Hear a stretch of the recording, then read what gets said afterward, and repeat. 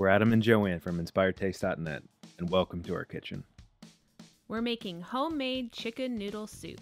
Every time we think about this soup, we want to make it. It's pure comfort food. Thankfully, our recipe is so easy you can even make it tonight. To start, we need some veggies. Just chop an onion, peeled carrots, and celery.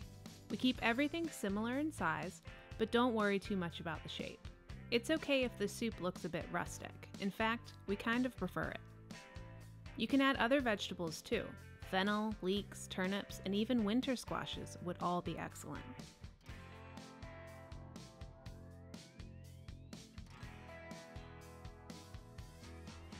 Since we're still at the cutting board, now is a good time to mince garlic.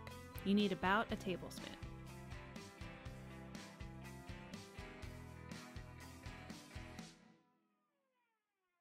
Okay, now over to the stove. Melt some butter in a large pot over medium heat. When it's bubbling, add the onions, carrots, and celery, and then cook until they soften a bit. Now it's time for some more flavor. Stir in the garlic, a couple of bay leaves, and fresh thyme. After stirring the garlic around the pan a few times, pour in chicken stock. We're using homemade, but good quality store-bought stock works too. It's time for the chicken. Take about a pound of skinless, boneless chicken thighs and submerge them into the simmering soup. Partially cover the pot with a lid, and then cook at a low simmer until the chicken is cooked through, about 20 minutes.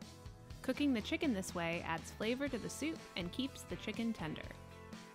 When the chicken is done, take it out and shred it or chop it into bite-sized pieces. Now add the noodles. These are egg noodles, but any type of pasta will work. When the noodles are cooked, take out the bay leaves and thyme, and then slide the chicken back into the soup. Season to taste, and then serve with a handful of fresh chopped parsley stirred into the soup.